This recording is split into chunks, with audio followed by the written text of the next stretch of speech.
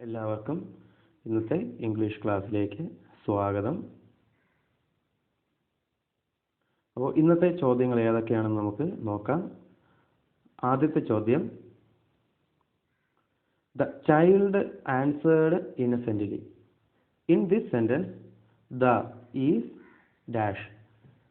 The child answered innocently എന്ന് പറയുന്ന സെന്റൻസിലെ the എന്ന് പറയുന്ന പ്രയോഗം അത് ഏത് ഗണത്തിൽ വരുന്നു എന്നുള്ളതാണ് അവർ ചോദിച്ചിരിക്കുന്നത്. Options: noun, adjective, adverb, verb. അപ്പോൾ ദ എന്ന് പറയുന്ന വാക്ക് ഏതിൽ വരുന്നു നമുക്ക് നോക്കാം. ഇവിടെ ചൈൽഡ് എന്നത് നൗൺ ആണ് എന്ന് നമുക്ക് മനസ്സിലാക്കാൻ സാധിക്കും. അപ്പോൾ നാമത്തിന് മുന്നിലായിട്ടാണ് ദ തന്നിരിക്കുക.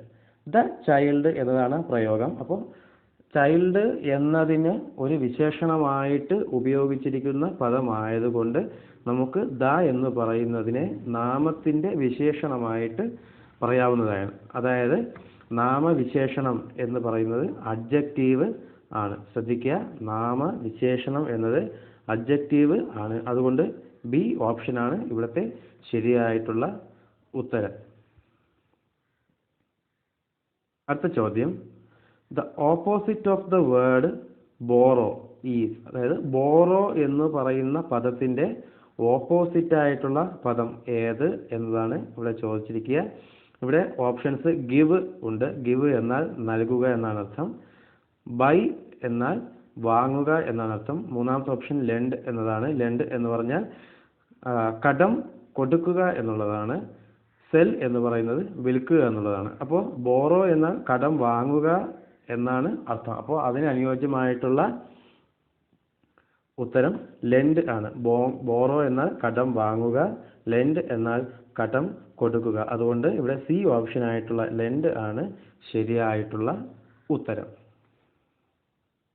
അടുത്ത ചോദ്യം, the idea was dash. The idea was dash.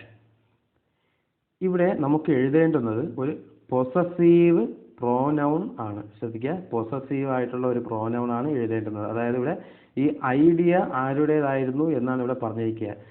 ശ്രദ്ധിക്കുക, നമുക്ക് ഇവിടെ യു തന്നിട്ടുണ്ട്. അതായത് യുവുമായിട്ട് ബന്ധപ്പെട്ട് യുവർ തന്നിട്ടുണ്ട്. ഐയുമായി ബന്ധപ്പെട്ട് പൊസസീവ് പ്രോനൗൺസ് മൈ അല്ലെങ്കിൽ മൈൻ തന്നിട്ടുണ്ട്. അപ്പോൾ എപ്പോഴും നമുക്ക് പൊസസീവ് പ്രോനൗൺ ഉപയോഗിക്കുന്നത് ഒരു നൗണിന് മുന്നിലോ പിന്നിലോ ആയിരിക്കണം. ഇവിടെ ദ ഐഡിയ എന്ന് പറയുന്ന ഒരു നൗണ് ഇവിടെ തന്നിട്ടുണ്ട്. അതിന് ശേഷമാണ് നമുക്ക് പൊസസീവ് പ്രോനൗൺ ഉപയോഗിക്കാൻ പറഞ്ഞിരിക്കുന്നത്. അത്തരത്തിൽ ഒരു നൗണിന് ശേഷം പൊസസീവ് പ്രോനൗൺ ഉപയോഗിക്കാൻ പറയുകയാണെങ്കിൽ നമ്മൾ ഉപയോഗിക്കേണ്ടുന്നത് ഇവിടെ മൈൻ ആണ്. ഐയുടെ പൊസസീവ് പ്രോനൗൺ ആയിട്ടുള്ള മൈൻ ആണ് നമ്മൾ ഉപയോഗിക്കേണ്ടത്. എന്നാൽ ഇവിടെ യുവേഴ്സ് എന്ന് ഒരു ഓപ്ഷൻ ഉണ്ടായിരുന്നുവെങ്കിൽ നമുക്ക് അതും ഉപയോഗിക്കാവുന്നതായിരുന്നു. എന്നാൽ ഇവിടെ യുവേഴ്സ് തന്നിട്ടില്ല. ഐയുടെ പൊസസീവ് പ്രോനൗൺ ആയിട്ടുള്ള മൈൻ തന്നിട്ടുണ്ട്. അതുകൊണ്ട് മൈൻ ആണ് നമുക്കവിടെ ശരിയായിട്ട് ഉപയോഗിക്കാവുന്ന ഒരു വാക്ക്. എന്നാൽ ഈ ഐഡിയയ്ക്ക് മുന്നിൽ ആയിരുന്നു പൊസസീവ് പ്രോനൗൺ ഉപയോഗിക്കേണ്ടിയിരുന്നത് എങ്കിൽ നമുക്കിവിടെ യുവറോ മൈ അല്ലെങ്കിൽ ഏതെങ്കിലും ഒന്ന് ഉപയോഗിക്കാമായിരുന്നു. ഇവിടെ നൗണിന് ശേഷം ആയതുകൊണ്ട് മൈൻ തന്നെയാണ് നമ്മൾ ഉപയോഗിക്കേണ്ടുന്നത്. അതുകൊണ്ട് ശരിയായിട്ടുള്ള ഉത്തരം ഡി ഓപ്ഷൻ ആയിട്ടുള്ള മൈൻ ആണ്. അടുത്ത ചോദ്യം, I could not make out what he was saying. I could not make out what he was saying. അപ്പോൾ ഇവിടെ 4 ഓപ്ഷൻസ് തന്നിട്ടുണ്ട്. ഇവിടെ മേക്ക് ഔട്ട് എന്നതിൻ്റെ അർത്ഥമാണ് നമുക്കിവിടെ ചോദിച്ചിരിക്കുക.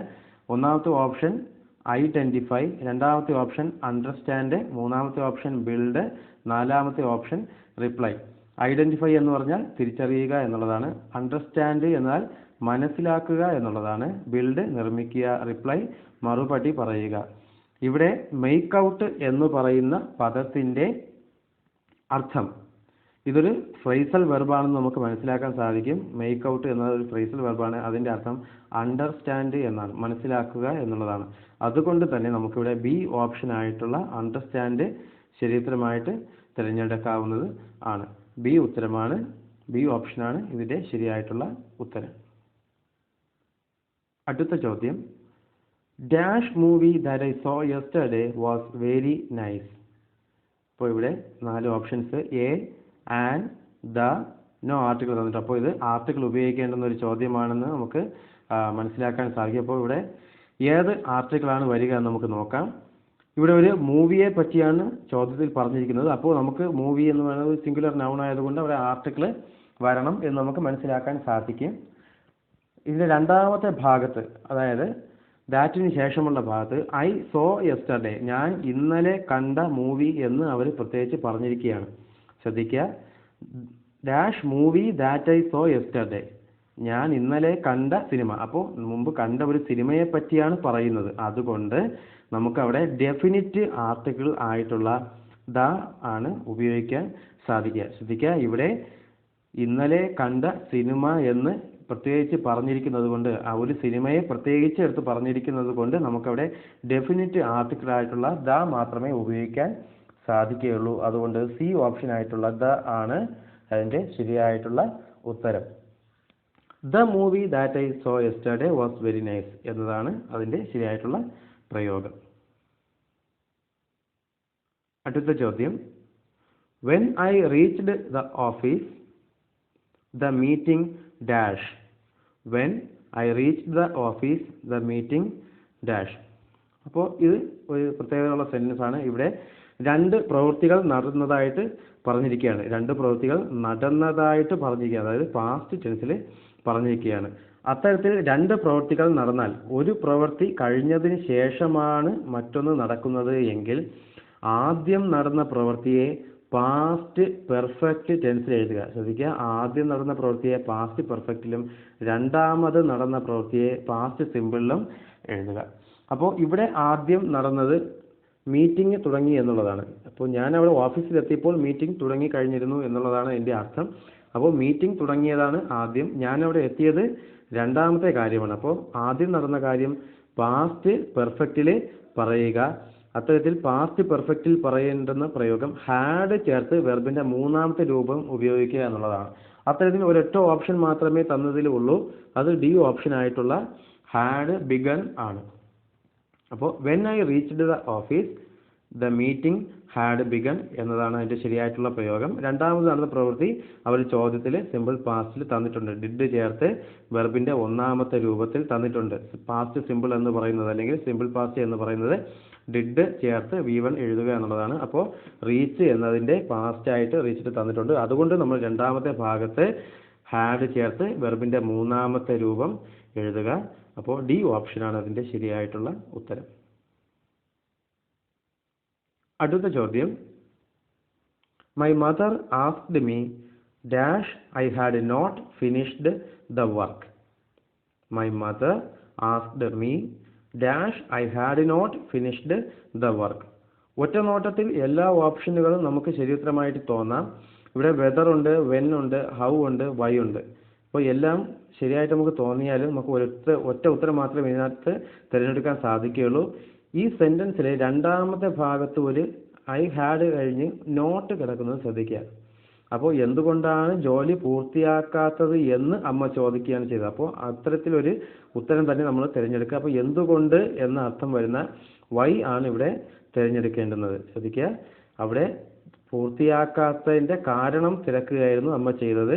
അതുകൊണ്ട് നമുക്കവിടെ ആ എന്തുകൊണ്ട് എന്ന അർത്ഥം വരുന്ന വൈ ആണ് തിരഞ്ഞെടുക്കാൻ സാധിക്കുക. എന്നാൽ ഇവിടെ നോട്ട് ഇല്ലായിരുന്നു എങ്കിൽ വൈ ഒഴികെയുള്ള ബാക്കി 3 ഓപ്ഷൻസ് നമുക്ക് ഉത്തരമായിട്ട് എഴുതാമായിരുന്നു.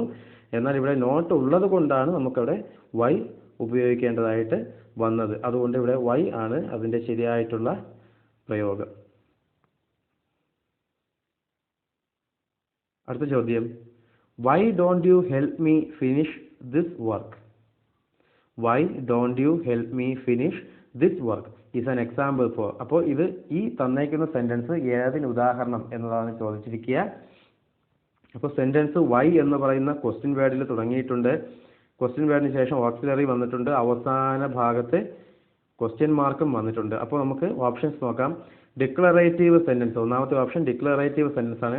ഡിക്ലറേറ്റീവ് സെന്റൻസ് അസർട്ടീവ് സെന്റൻസ് എന്നും സ്റ്റേറ്റ്മെന്റ് സെന്റൻസ് എന്നും അറിയപ്പെടുന്നു. അത് ഒരു നൗണിൽ തുടങ്ങി ഫുൾ സ്റ്റോപ്പിൽ അവസാനിക്കുന്ന സെന്റൻസ് ആണ്. അപ്പോൾ അത് തെറ്റുത്തരമാണെന്ന് നമുക്ക് മനസ്സിലാക്കാം.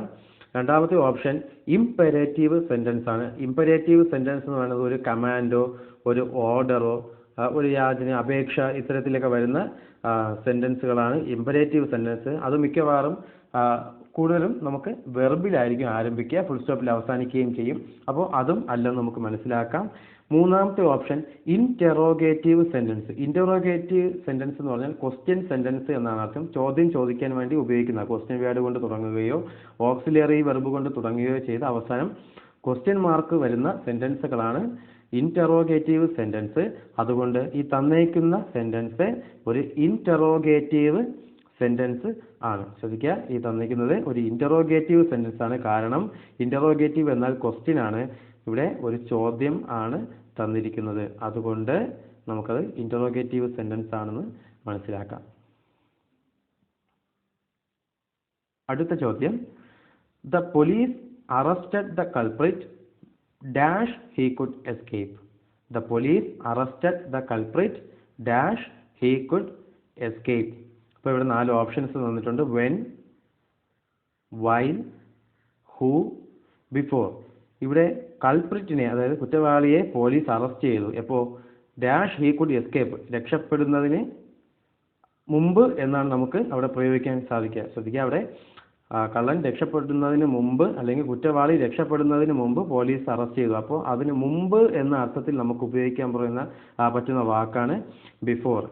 അപ്പോൾ ബിഫോർ ആണ് അവിടുത്തെ ശരിയായിട്ടുള്ള ഉത്തരം. മറ്റേതെങ്കിലും അവിടെ ഉപയോഗിച്ചാൽ അതിൻ്റെ അർത്ഥം ശരിയായിട്ട് കിട്ടുകയില്ല. അപ്പോൾ വെന്നോ വയലോ ഉപയോഗിക്കുകയാണെങ്കിൽ രക്ഷപ്പെട്ടപ്പോൾ പിടിച്ചു എന്ന് നമ്മൾ പറയില്ലല്ലോ. രക്ഷപ്പെട്ട് കഴിഞ്ഞാൽ അത് പിടിച്ചില്ല എന്നാണ് അതിൻ്റെ അർത്ഥം. അപ്പോൾ രക്ഷപ്പെടുന്നതിന് മുമ്പ് എന്ന അർത്ഥത്തിൽ നമുക്ക് ബിഫോർ ആണ് അവിടെ ഉപയോഗിക്കാൻ സാധിക്കുക. അതുകൊണ്ട് ഡി ഓപ്ഷനായിട്ടുള്ള ബിഫോർ ആണ് ഇതിൻ്റെ ശരിയായിട്ടുള്ള ഉത്തരം.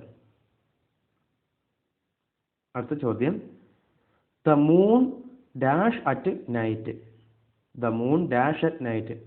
അപ്പോൾ ഇവിടെ വെർബ് തന്നിരിക്കുന്നത് ഷൈൻ എന്ന വെർബിൻ്റെ രൂപങ്ങളാണ്. ഷൈൻസ് ഉണ്ട്, ഷൈൻ ഉണ്ട്, സി ഓപ്ഷൻ ഷോൺ ആണ്, അവസാന ഓപ്ഷൻ ഹാവ് ഷോൺ ആണ്. അപ്പോൾ എന്താണ് ഈ സെൻറ്റൻസിൻ്റെ ശരിയായിട്ടുള്ള വരേണ്ടുന്ന വെർബ് എന്ന് നമുക്ക് നോക്കാം.